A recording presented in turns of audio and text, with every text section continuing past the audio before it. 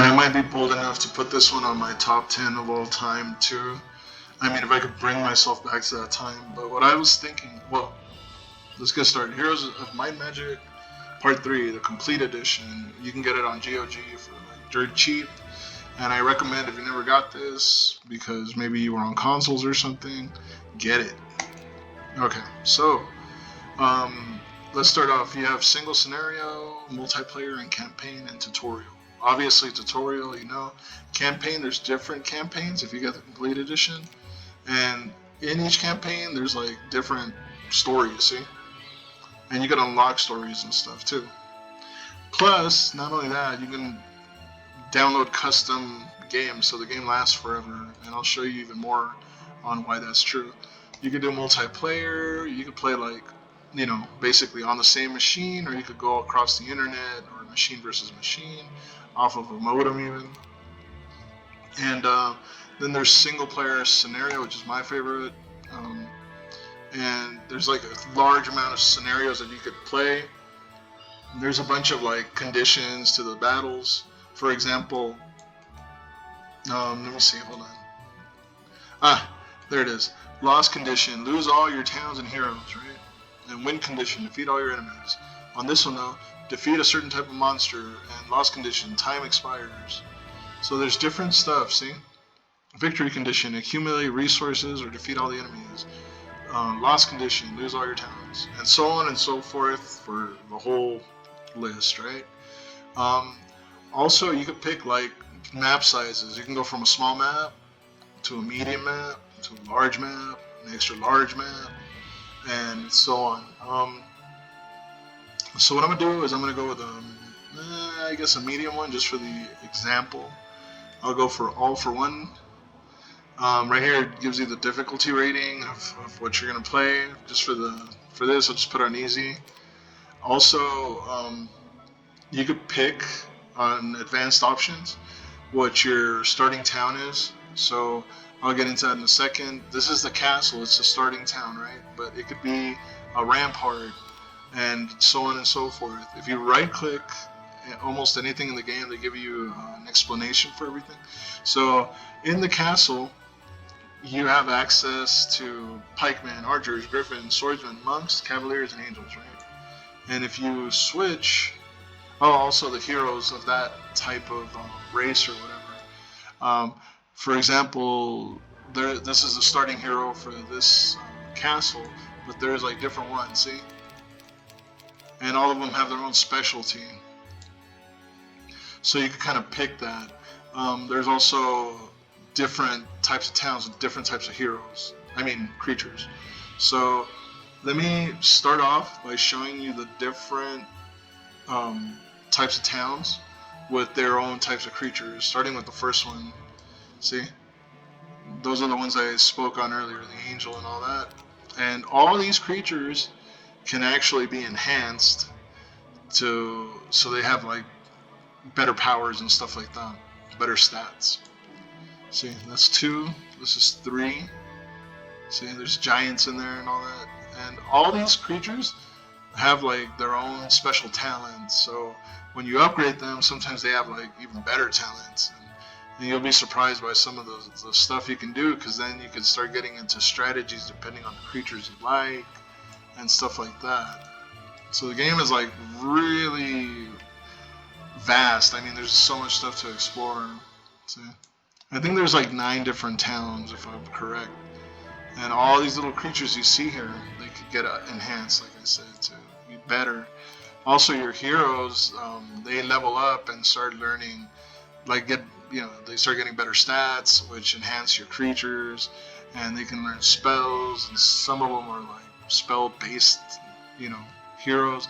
Some of them are more based on strategies. Some of them are more based on gathering minerals and stuff like that. They all have their own style. See? So there's just so much to get into, and this game is like the game that keeps on giving. Let's go ahead and go to the one. I like this one. And now you can see the heroes, for example. See, you got Padme over here with her armor. See, and the dwarves. See, she gets more money per day. and so on and so forth. But all the different towns have their own set of heroes. So I mean, this game, I'm telling you, has a bunch of stuff they did for it. Like there's so much depth, it's ridiculous. Let's go ahead and get started though, and so you can see the actual game. When you start off, this is a turn-based strategy game. So when you start off, you got your hero right here, and on the bottom it shows you her stats and how much spell points she has, her morale, her luck, all that is right here. See, these are the spell points. These are her units. These are her. She's like good at defense, as you see here. Her morale's okay, I guess, and she has luck there. You could double-click your character and get more information on it, or set up your character's formation the way you want. Another thing is you have your town that you start off with, and if you click on the actual town, it shows you what you have available as far as units. So right now I'm going to buy some centaurs, and usually my first move is for me, is to upgrade this so that I could start making more money per day.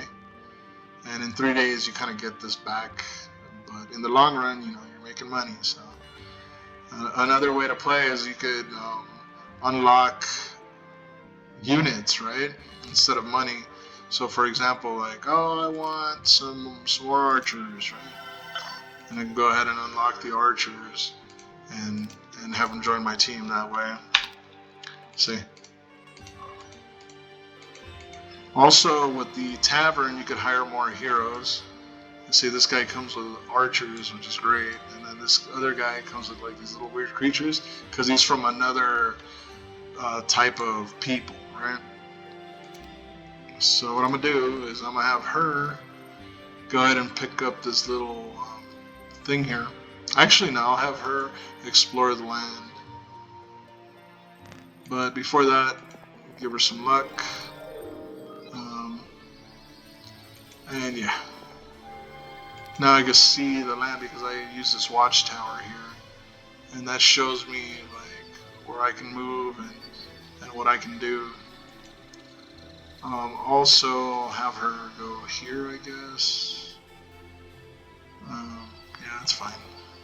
So she can go and get that lumber mill up and running. And I want to hire another hero. And there he is there. And I'll go ahead and make her a bit stronger by giving units to her from this other hero. So you can kind of split your units like this. So now this other hero has more units to fights with. And this guy here, I gotta have him just pick up resources and stuff. See? Kind of clear the way for her.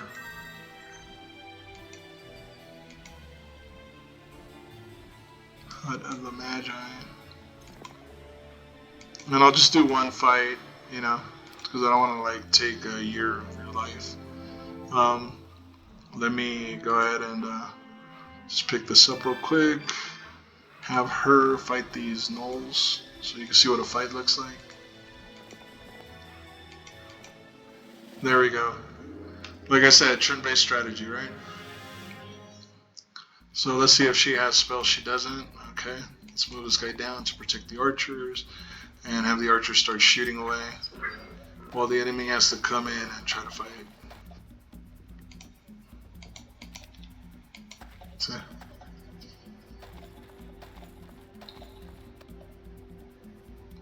Oh, you can actually reach now. Let's go ahead and do that.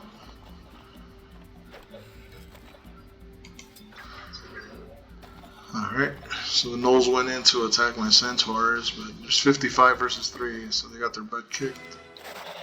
And now this dude, I could use him to pick up stuff so that I could concentrate with my other guy and not get sidewinded. Let me go ahead and do that. I'll pick up some stuff here. See? And this guy's more like a scout, basically, at this point.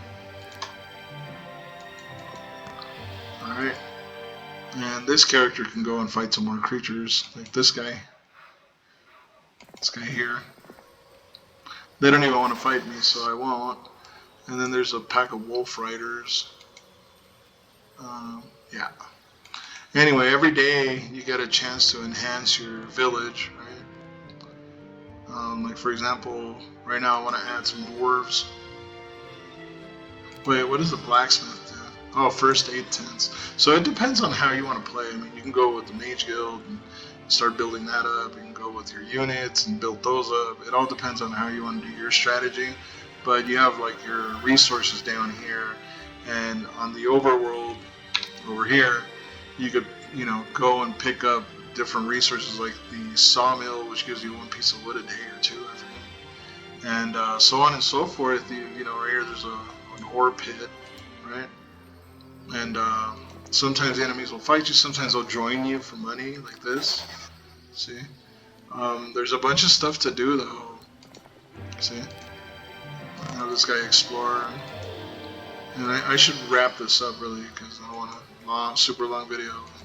These let you find treasures. So if you pick up all the obelisks, right, they unlock pieces of the puzzle, and you can go digging for treasure. See? Sometimes the stuff you pick up won't come freely. You'll have to like fight for it. So you gotta be careful with that. See? Some extra spell power. The fairies don't want to fight, which is great. Now I can pick up some rocks. And that's pretty much it. I mean, but while I'm doing this, the enemies are off doing their own thing, see? There's also villages where you can come in and try to fight against them, where they're neutral.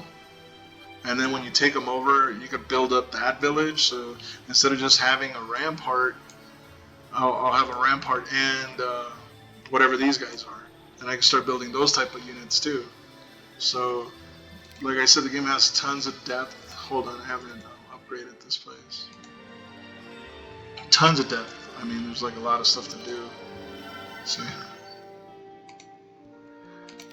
Units to buy, and all the units have like their own stats. For example, these guys, see? Magic damper. So when I guess they can like make magic weaker, right? 20% magic resistance. See, so most of these guys are like good against wizards, I guess. And that's pretty much how this game goes down. Let me keep going. Yeah, those guys will probably kick my butt, the wind elementals. But I'm gonna grab this thing so I can get more sight. There's some guys guarding this gate. The seer's hut. And let's go ahead and make this guy pick up stuff, which is his job right now. Since he doesn't have any fighting units or anything. I want to see what this is. Okay, so basically if I find him that, he'll give me some kind of reward. Okay. And I guess at this point I could make her pick this up. Nah, not really. I could have her go back already. See what's up with the seer's hut. Okay, so she wants the Ring of Life, the other guy wants the Vampire Cowl. Alright. And yeah, I think I'll stop it here now, because I extended it beyond where I was going. But, just so you can see, I'll go ahead and get a Mage Guild real quick. And once you get a Mage Guild, you can buy a spellbook if your character doesn't own one. But you start unlocking spells. And there's like 5 levels to the Mage Guild, so you start unlocking all these spells. And in certain cases, and even like a super spell like right here, but in certain cases, you can even enhance your mage guild, so the ones that are empty will actually have extra spells, But yeah, I think I covered just about everything on here. Not really, because there's like, I covered like maybe 5% of the game maybe, but you get the general idea. So I'll just stop it here, but it's a beautiful game. It's really well made. I mean, like I said, I'm hesitant to put it on my top 10, but at the same time, it kind of deserves it because of just the lush beauty of the game, like how much effort they put into it, and the gameplay's great. Everything's great. I mean, You know, I think it's the best of its genre for sure. I mean, I like Warcraft 3 a lot too, but that wasn't turn-based strategy. That was like, action strategy or whatever it's called. So yeah, check it out. Totally worth it, and it's dirt cheap on GOG. Especially when they have it on sale, you get it for like $2. And just look at it. There's even an HD patch for like people with 4K TVs or whatever, or monitors, and you could like play it, in all its glory at its full resolution. So yeah, check it out.